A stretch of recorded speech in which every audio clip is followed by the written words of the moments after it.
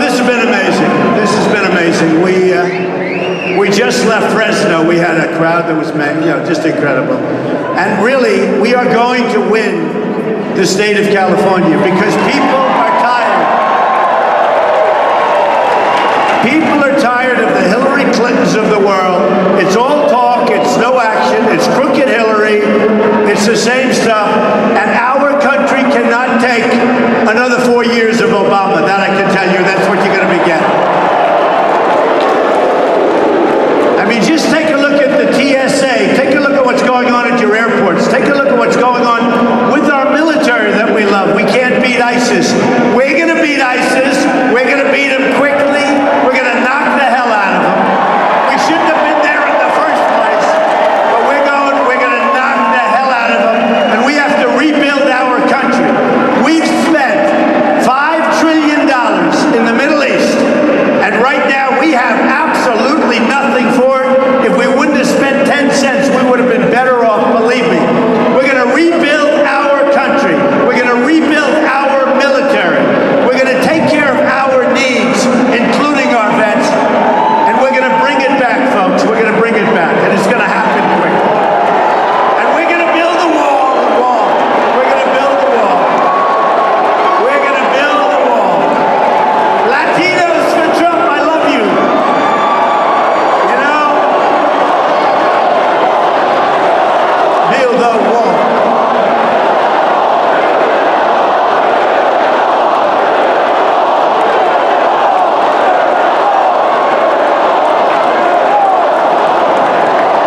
Thank you.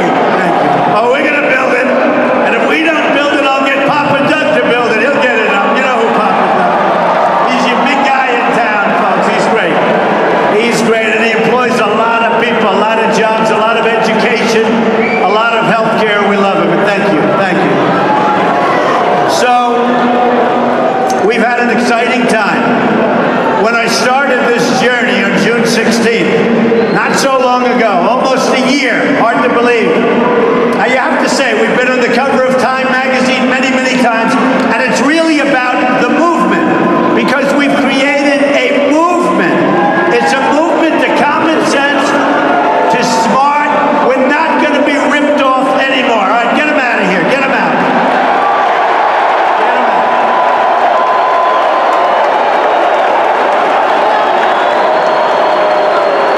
And somebody said, by the way, why are you going to San Diego? Why are you going to California? You already won the primaries. You don't have to go. And I said, very simply, because I said I was going to go, I have to be here, right? I love you. I love you. I love you. And I love San Diego. I have so many friends in San Diego. I love San Diego. And I really like when they put up Latinos for Trump. Latino. We're going to do great with the Latinos because I'm bringing back jobs. The Latinos, African Americans, we're doing great with African Americans. They want jobs. We're losing our jobs to everybody. We're being taken advantage of by the world. We're losing our jobs to everybody. We are going to bring back jobs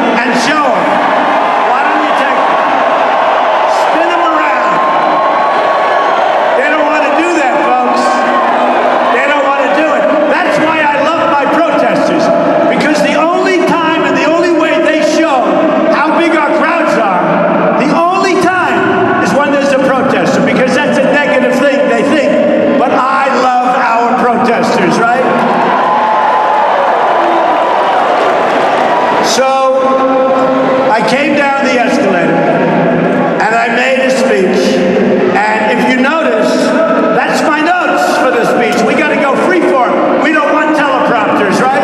No teleprompters. We ought to have a law that if you're running for president, you're not allowed to use teleprompters. It's too easy. Look what we got the last time. We got a teleprompter guy. We don't need that. We don't need that. So I started talking about illegal immigration, tremendous problem. I don't think this would be a problem that would even be discussed, frankly, if we didn't do it and put it as part of our campaign. And we talked about bad trade, really bad trade. We're losing $500 billion a year with China. We're losing $58 billion a year with Mexico. We're losing over $100 billion a year with Japan. And every single country, no matter what, name a country, we lose. We don't win anymore. We're going to start winning. We're going to win with trade. We're going to win with our military. We're going to start winning again. Now, our president is right now, you're right, it's pathetic.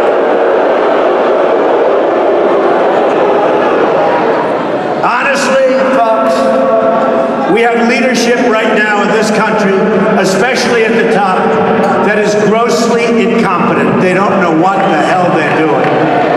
They don't know what they're doing. So I saw he's in Japan, in Hiroshima, and that's fine. Just as long as he doesn't apologize, it's absolutely fine. Who cares? But he said today that our trading partners and countries that we have relationship with, they're rattled. They're rattled. And I said, yeah, oh, that's so good. And a very, very powerful guy, a very great guy, I won't use his name, but most of you know, I saw him last week, knows everybody, highly respected. And he said, Donald, I had no idea this was going to happen, but I'm being called by all of these countries, Germany, Japan, Saudi Arabia. Think of it. We defend these countries and they don't pay us what they're supposed to be doing. Germany, Saudi Arabia, Japan, South Korea, many others. Then you look at the NATO countries, 28 total. Many of them aren't living up to their obligations. So we have common sense. We have business ability. What happens is this. He said, I can't believe it. I didn't like your rhetoric. And I happen to be a nice person, folks. I'm getting along great. I will get along so great with these countries. I will get along so great. But you know what? They're our friends. They're our allies. But they have been abusing us. They have been abusing us. This isn't 40 years ago when we could have done whatever we want. We owe $19 trillion. It's going up to $21 trillion because of the omnibus budget, which was not so good. That's the budget that allows people to come in from Syria, people to cross the border, funds Obamacare, which we shouldn't have done. Because we will terminate Obamacare and replace it, believe me, with something. Believe me. Repeal and replace Obamacare. So, this man said, Donald, I can't believe it. And he's like the biggest of the big. He said, I disagreed with your style. I really did. I disagreed. And yet now all of these countries are calling. How do we get along with Trump? We think he's going to win. What do we do? How do we do it? How do we do it? They're not going to take advantages of it. No more, folks. We've had enough. No more. No more. So, the press is dishonest. And what they say and what I say is very different. I watched Hillary Clinton last night, which was hard to do because she's a very boring speaker. And I will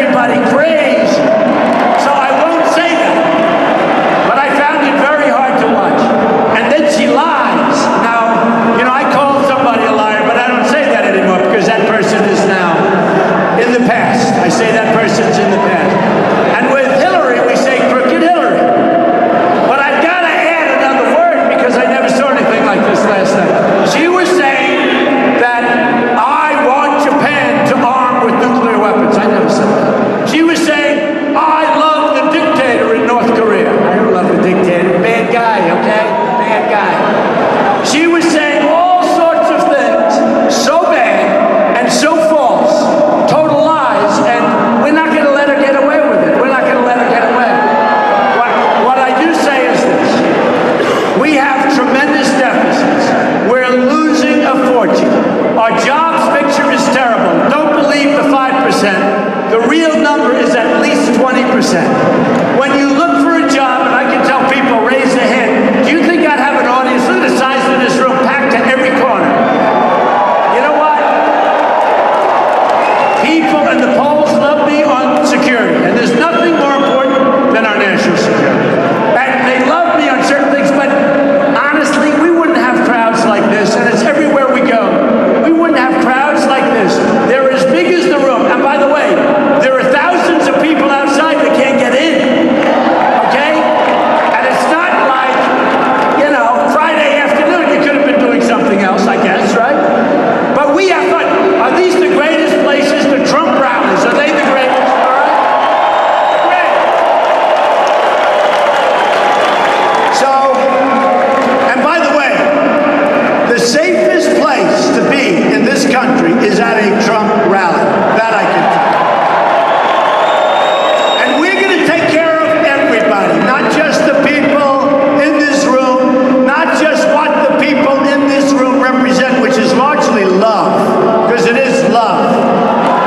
But we're going to take care of everybody, including people that don't know if they like the people in this room, because we're going to unify our country.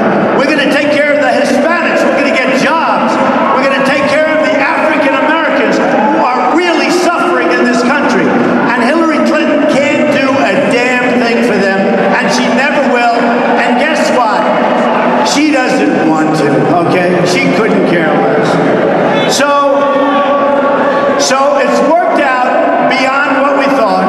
We were supposed to be in July in Cleveland fighting for our lives. And I said, what are you talking about? We're going to win in the first ballot. We're going to win on the first ballot, right? Now, I didn't know it was going to go this quickly. Oh, look at the cameras they turned because they found a protester. Look at those cameras, those bloodsuckers.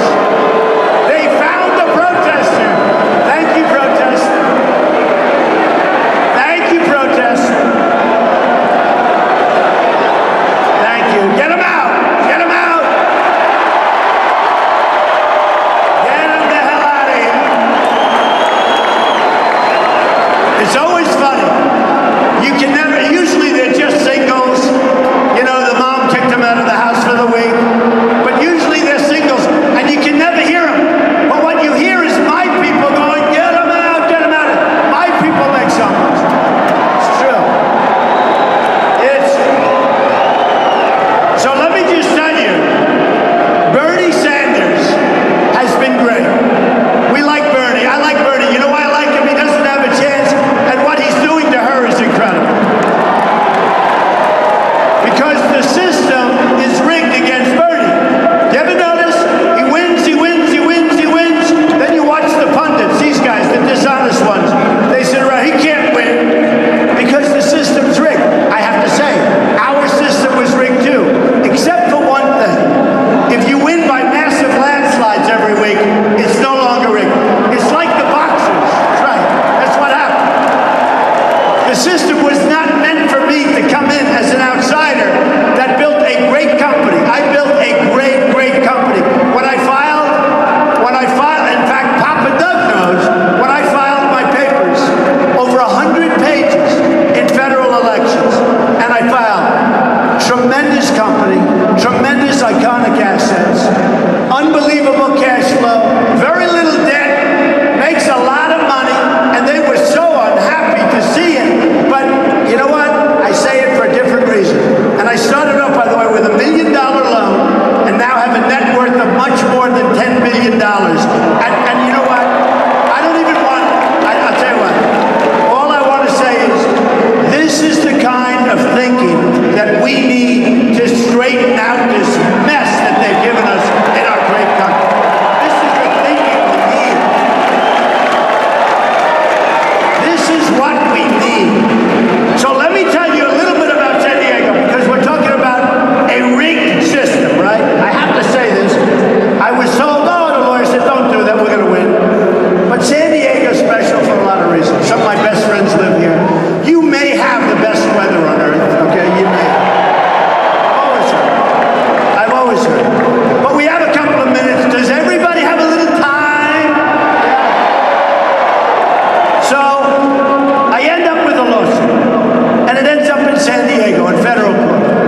And it's a disgrace the way the federal court is acting.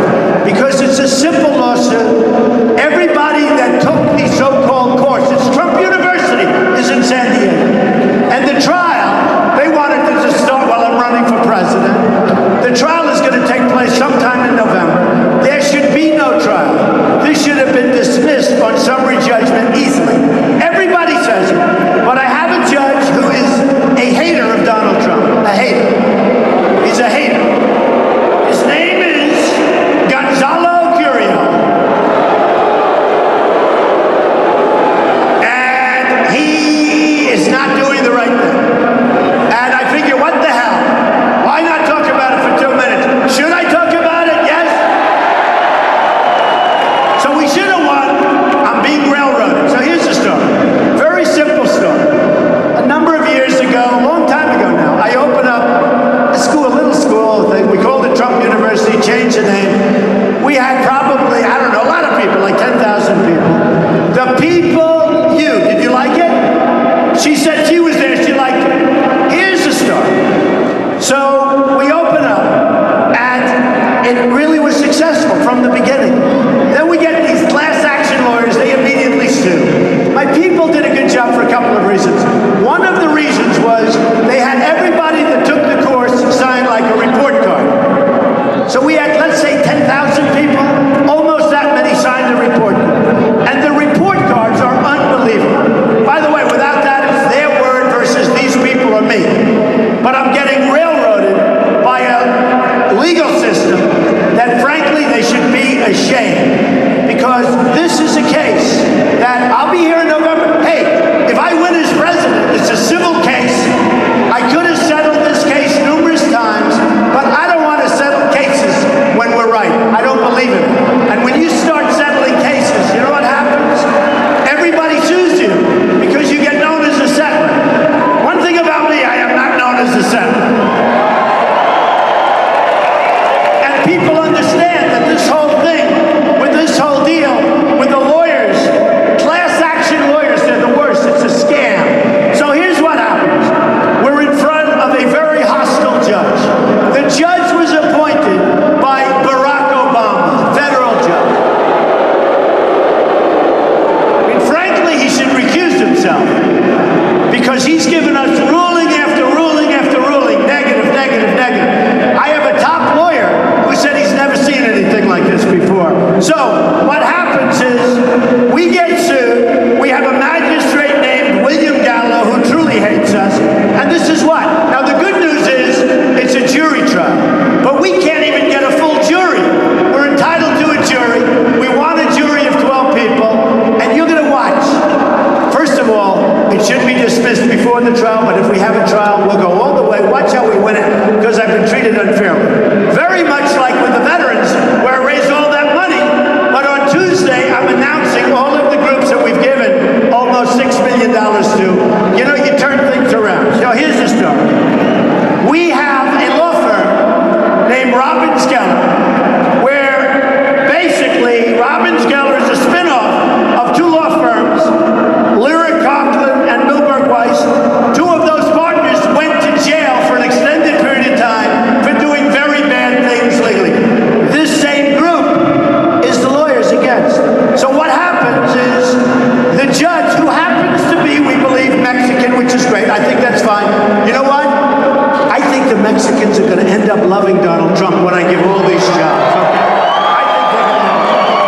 I think they're going to love him. I think they're going to love him. So here's what happens. We get sued by a woman, and she turns out to be a disaster for them. Her name is Tarla Markov, and she rated on the report card, it's 1 to 5. 5 being excellent, the highest mark. She gave me a 5 across the board, all 5s. She then did a video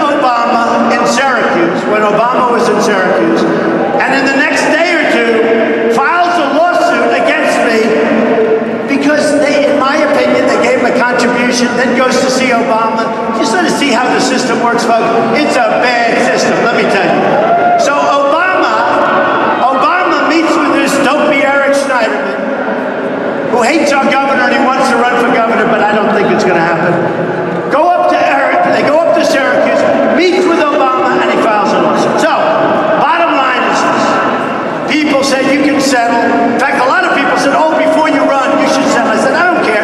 The people understand it, and they use it. So when I have 10,000 people, and when we have mostly unbelievable reviews, how do you settle?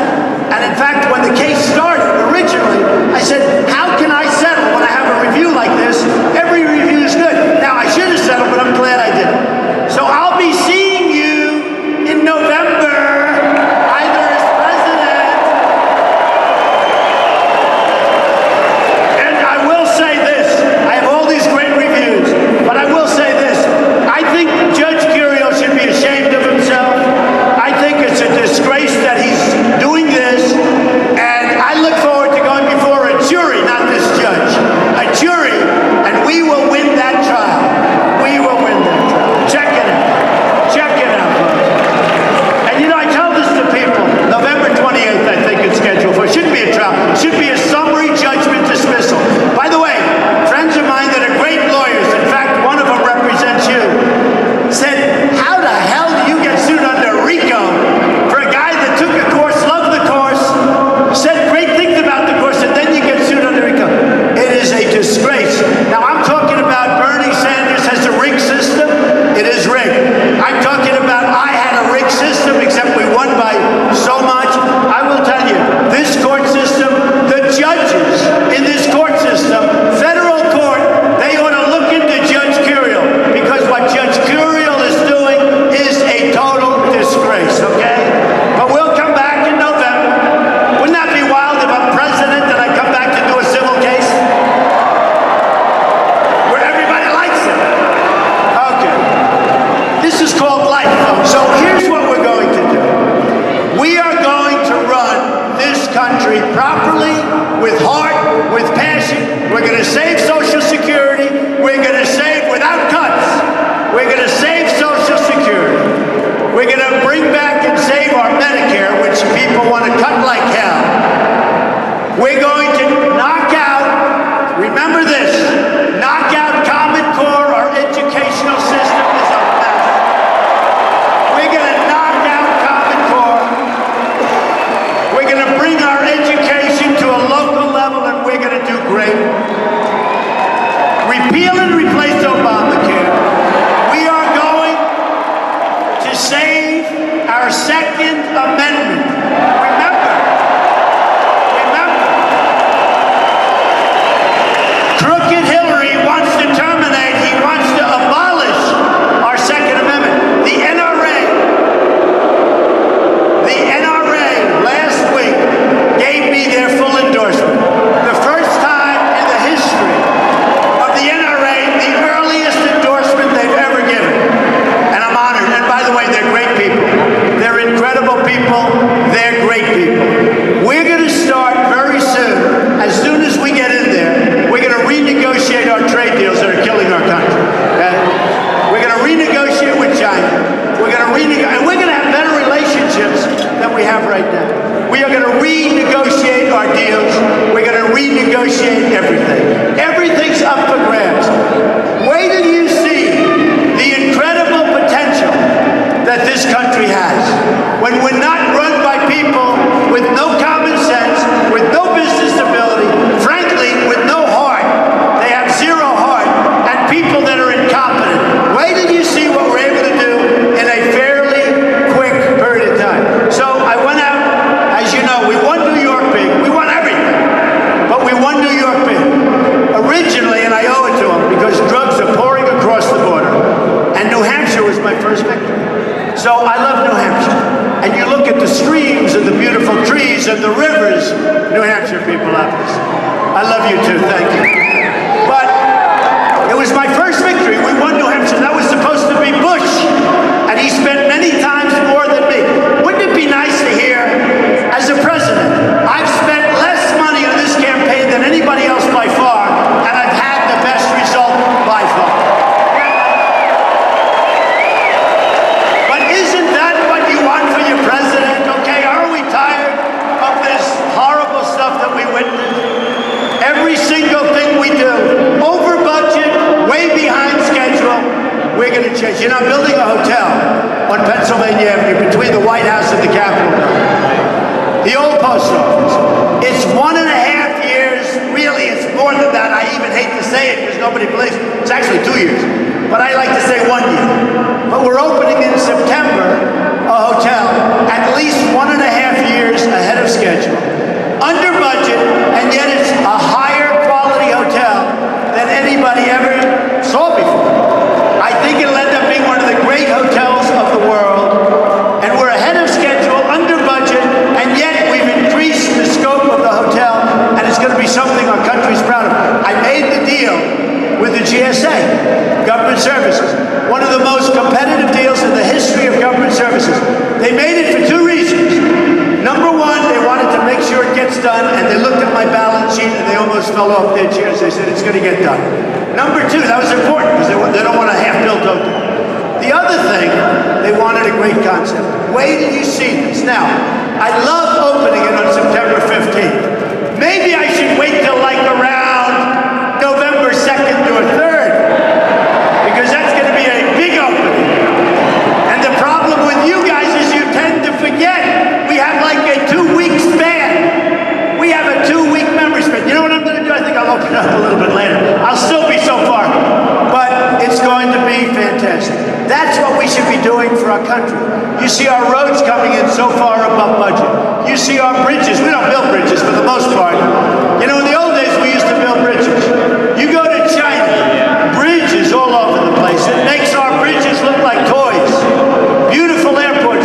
You go to the Middle Eastern countries, many of them. They have airports the likes of which you've never seen. The most incredible structures, the most incredible buildings. And then we fly home and we land at LaGuardia with the potholes all over the road. It's true. Or Kennedy, or Newark, or LAX. And it's a disgrace. We have become a third world country, folks, and it's not going to happen any longer. It's not going to happen any longer. So, what happened in Indiana was amazing. So we win all these states: New York, Pennsylvania, Rhode Island, Delaware, Connecticut, Maryland. And by the way, won every county in every state. It's never happened before. Won by landslides, where even the slime sitting over there, they used to say, they can't say it anymore, because now we're getting 78% and all, but they used to say, Donald Trump has not cracked 50%. Yes, he's won, but he hasn't cracked 50%. I say there's 12 people running. There's 12. More importantly, and boy, are we cracking 50% now. More importantly, in the history of the Republican Party, we've received more votes than anybody by far, by millions. And we have 10 states left to go. 10 states. And they'll never say that. They don't say that, so I might as well tell you. You know the expression, if you don't toot your own horn, you better do it because nobody else is going to do it for you. This slime is never going to do it. No, I just read a story by a woman named Parker and a woman named Haberman. That's in the New York Times. And instead of saying Donald Trump won the Republican primary, give me a break, give me 1 day, right? They say his style of negotiation and the way he runs and the fact that he did this and that, all that's it. And they say the Republican Party, well, in all fairness to everybody, even them, the Republican Party is really coming together quickly.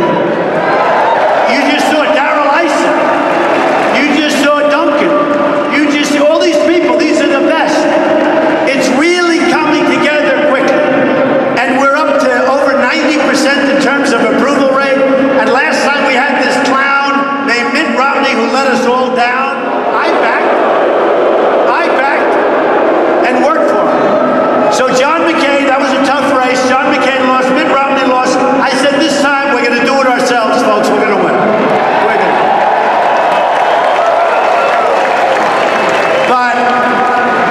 And we are going to win, but just don't even think of it. And before we forget, so we've won the nomination. Big. By numbers that you can't believe. But you got to go out and vote in 2 weeks anyway. Because we want the mandate. We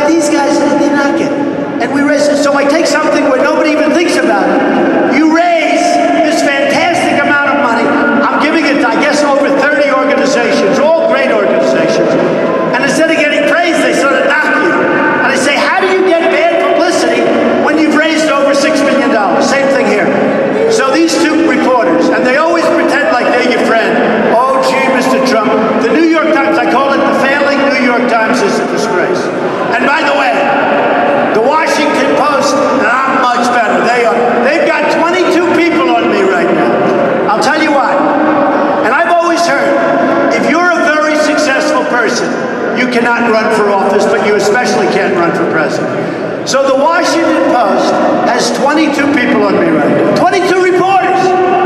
Now that's being run because the person that owns the Washington Post also has a big thing in Amazon, which is a much more important thing. So he uses the Washington Post for power, and he thinks that he's going to get the politicians to do what he wants, and he probably will, but me, I couldn't care less. And he doesn't want to pay, just listen, he doesn't want to pay tax on the internet. That's it. And he'll use that so that they're not going to tax Amazon on the internet. In the meantime, your department stores are all going out of business because it's unfair competition. So now he's got a threat in terms of monopoly. Now he knows I'm the only one that says it. The politicians are afraid to say it because he owns the Washington Post. So the other day I get a call. They got 22 guys. They're slopping all this stuff together, and they're going to do a book that comes out in August. Wait till you see that. So these people, are you okay? Yeah. You make sure he's okay. Make sure he's perfect. You okay? You make sure, okay? We love these people. They've been standing here for 6 hours.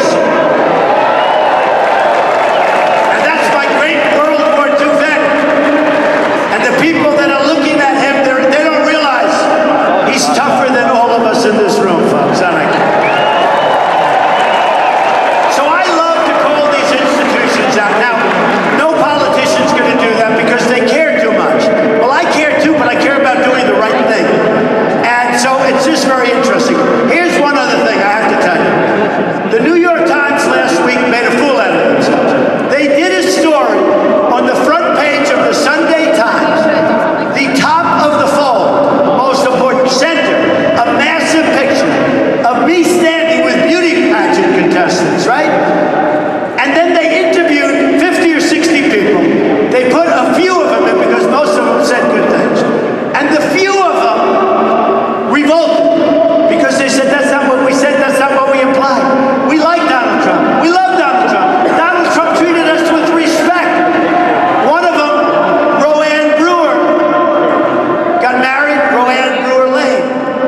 and I said, well, isn't that terrible, that story? They wrote it very disrespectful. Not very serious charges in all fairness, but they voted really very disrespectful. And I saw her on television, and then I saw her again on television, and she was saying it was incorrect what they said. What they said was meant maliciously, and I like Donald Trump and respected Donald Trump, and he always treated me great, and you shouldn't write like that. And then I had Carrie Pergine, a very fantastic young woman who was a member and a very successful one of the beauty pageants. And I see Carrie is here right now. Carrie! We love Carrie. And she married a great athlete, and they're standing there together, and he's great. They have a great guy. And Carrie saw what was going on. And they mischaracterized her. And they said they spoke to her. And they never even spoke to her. And they wrote false stuff. And then they wrote about another one, and that was false. And then they wrote about a construction woman that worked for me, named Barbara Ress. I gave her the break of her lifetime. I let her build a major building in New York City where she was the construction manager. Probably never happened to a woman before. I gave a woman a break. My father said, Donald, don't do that. I said, why? Because he lived from the old school. I said, Pop, he's going to be good. He said, I'm telling you, you're making a mistake, don't do it. I said, Pops, you'll do fine, don't worry about it. He said, all right, whatever you want. So I let her do it. And gave her the break of her lifetime. Then when she left, she wanted to come back. Because, you know, the grass is always greener. She left. Now all of a sudden she loves Trump. And for a long time she's wanted to come back, for many, many years. And she'd write, thank goodness for emails. I love emails. They never go away. Hillary, do you hear that? They never go away, Hillary. You know, Hillary is missing 30,000 emails. I have people that will retrieve those emails. I don't think they want to find those emails. Because frankly, what Hillary has done is criminal, folks. It's criminal. And those emails do not. All right, let's get back to the New York Times. So Barbara Ress. So I gave her the break of a lifetime. She writes a book. The book is glowing about Donald Trump. And she said some strange things. She said in the book, this never came up. She said in the book, sexist. Who would say that? I mean, just, I don't know. You don't write that. Unless you have evil thoughts, right? You don't write that. Is that correct, Carrie? Is that correct? So she puts in the book something to the effect that Donald Trump's not sexist. I said, that's a strange statement. Although I must say, I never read the book until I read some passages. But it was a good book about it. But she wants to come back. So she's emailing to my secretaries for years. Oh, I want to come back. Donald Trump is the greatest. I've never met anybody like him. He's not a sexist person. He's the greatest, greatest, greatest. Letter after letter. Email after email. And then she's in the New York Times. And she said, oh, it's a horrible person. Horrible. And he said to me, and by the way, just so you understand, one of my men said, I read about Marla Ress. She had the most foul mouth of any human being I've ever seen. She used to walk into a group of men and start using the F word all over. And I had to bring her into my office to calm her down. She was going crazy. All right, so you ready? So now she writes all these letters that Trump is the greatest. And now I see her in a picture. I say, oh, that's good. I'll get a good. At least somebody will say good. Because I didn't know that Carrie Prejean was going to come out and say great after reading negative stuff. I didn't know that Roanne Brewer was going to come out and say great after reading negative stuff. It was unbelievable. But then I saw this one. And I said, great. I gave her a job that no other woman would be given. Nobody. There was nobody even close. I was 25 years ahead of my time with women. Okay? And to this day, I have women that are making more money for the same job as my men. And I'm happy about it. And I expect a lawsuit any day from the men. They'll sue me that they're not making it. Because we're living in that kind of a society. My men will be suing me on Monday morning because they're not making as much as I don't care. I don't care. Because we're doing great with women. I don't believe the polls. I can tell, look at all the women. We're doing great with women. Women for Trump. Women for Trump. Thank you. Wow. Thank you very much. I think we're doing great. And by the way, the numbers with women are going up. But you know what women want to see? They want to see strong borders. They want to see strong military. They want to see strength. Is that right? They want to see strength. And I'll tell you what. They want to see jobs. They want an economy that's going to move. And everybody admits, I think even Hillary admits, but everybody admits that what I'll do for the economy, nobody else can. So here's the end result. So the New York Times calls and they want to meet. So they met. And because they are so embarrassed. Who's with the New York Times? I hope it's not Maggie Haberman or Parker because they're not legit. Where's the New York Times? I call it the failing New York Times. So the New York Times wants to meet. So they met with one of my guys. They had a good meeting. Didn't mean anything. You know, I think they just don't want to be sued. You want to know the truth. But these people are very dishonest. The New York Times, the Washington Post, most of the people up there. Now, some of them are fine. Not too many of them, but some of them are fine. But you have to fight back. When somebody hits you, you have to fight back. Now, with the Times piece, and you know what I said to this Barbara Ress? I said, I had friends that called me and they said, man, you're not very cool. I said to Barbara Ress, maybe you shouldn't be eating that piece of candy. That's a little different than Bill Clinton, I think. Maybe. And she said, now here's a woman that used the F-bomb more than any person I've ever heard. And she said, he was obviously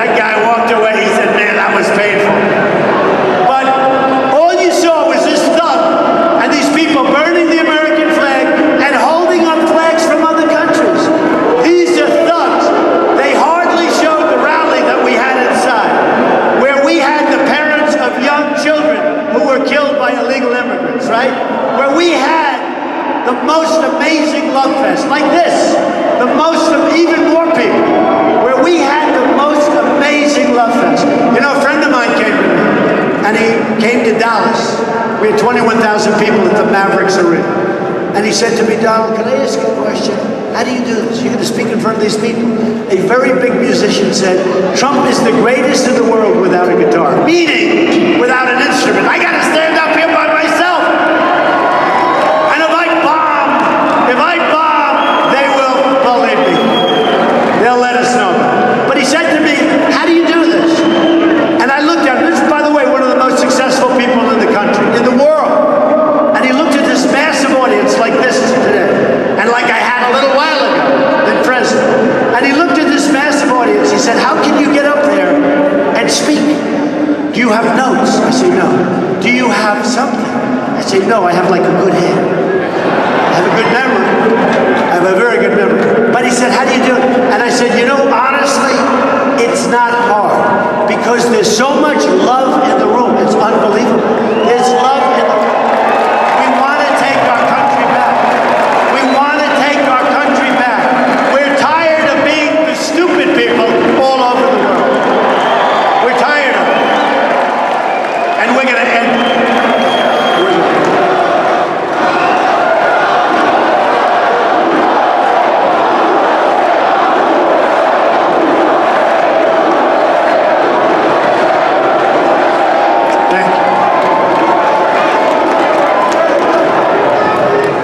So, folks, I love ending this way. And, you know, we're on live television so much, and it's embarrassing because we get these crazy ratings. So they take advantage of all of us. And they put me on all the time. Look at all the cameras. You know, when Hillary comes, you have no cameras, nobody wants to watch. And it's always difficult because you have to make different speeches. You can't be on live television all the time, right? And make, like, the same speech. Because people are going to say, wait a minute, he said that this morning, he said that yesterday. So you got to make it, which is a little tougher. But the nice part is I can talk about current events. I can talk about things like we mentioned before, the TSA, how badly it's being managed. I can talk about our vets, how badly just things over the last 2 days came down. You know what's going on. It's out of control. Our Veterans Administration is a corrupt enterprise. You ought to get Judge Curiel to look into that instead of wasting everybody's time so that he can take advantage of Donald Trump. That's what Judge Curiel should do. He should be ashamed of himself. But here's the story. I like to end it this way. And how many ways can you end something? And you know, somebody said, make America great again is a very negative statement. I said, no, no, no. It's a very positive statement. Because we are going to make America great again. But listen, listen. We don't win anymore as a country. We don't win with our military, with education, with trade, with anything. We don't win. And now they want to take your Second Amendment away. That's not going to happen.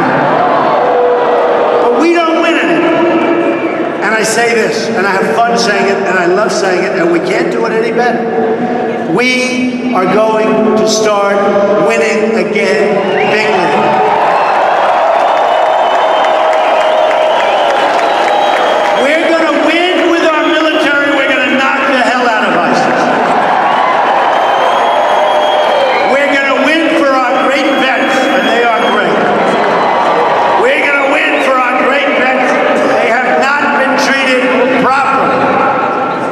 Illegal immigrants get better treatment in many cases than our veterans, and that's not going to happen. It's not going to happen. So we're going to win for our vets. We're going to win on education. No more Common Core. Bring it down. Bring it down. We want it local. We're going to win with health. We're going to win at the border. We're going to win at trade. We're going to win so much that you people are going to be called